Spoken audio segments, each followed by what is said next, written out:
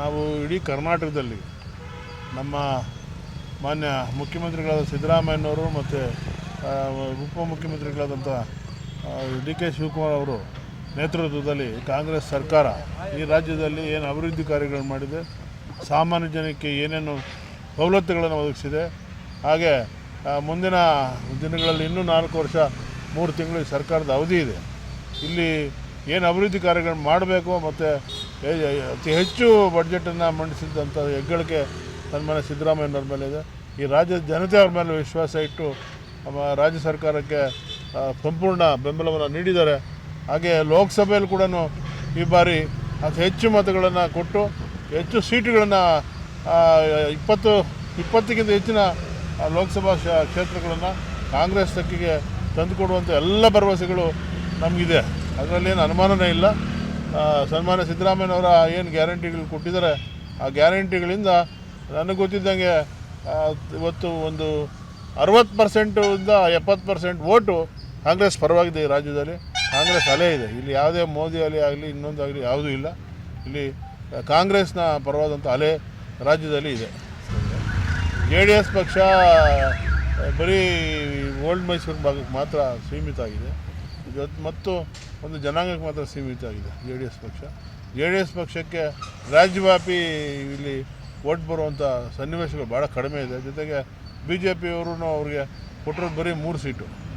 ಅವರ ಕುಟುಂಬದ ಮತ್ತೊಬ್ಬ ಸದಸ್ಯರನ್ನು BJPಗೆ ಕಳಿಸಿ ಅಲ್ಲಿ ನಿಲ್ಲಿಸ್ತಾ ಇದ್ದಾರೆ. ಅವರು ಎಷ್ಟು ಧೈರ್ಯ ಇದೆ ಅವ್ರಿಗೆ ಅನ್ನೋದು ಇಲ್ಲೇ ಅರ್ಥ ಆಗುತ್ತೆ.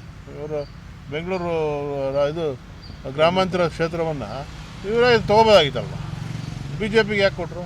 ಇವ್ರಿಗೆ ಧೈರ್ಯ ಇಲ್ಲ, ಅವ್ರಿಗೆ ಮತ ಬರ್ತದೆ ಅನ್ನೋ ಧೈರ್ಯ ಇಲ್ಲ. ಆ ಕಾರಣಕ್ಕೋಸ್ಕರ ಅವರು ಈಗ ಅದನ್ನು ಪಕ್ಷವನ್ನೇ ಅವ್ರ ಜೊತೆ ವಿಲೀನ ಮಾಡೋಕ್ಕೆ ಹೊರಟಿದ್ದಾರೆ. ಈ ಲೋಕಸಭಾ ಕ್ಷೇತ್ರದಲ್ಲಿ 8 ವಿಧಾನಸಭಾ ಕ್ಷೇತ್ರಗಳಿದೆ. 8 ವಿಧಾನಸಭಾ ಕ್ಷೇತ್ರಗಳಲ್ಲಿ 1 ಕ್ಷೇತ್ರದಲ್ಲಿ BJP ಇಲ್ಲ, 3 ಕ್ಷೇತ್ರದಲ್ಲಿ JDS ಇದೆ, ಉಳಿದಂತೆ ಎಲ್ಲನೂ ಕಾಂಗ್ರೆಸ್ ಇದೆ.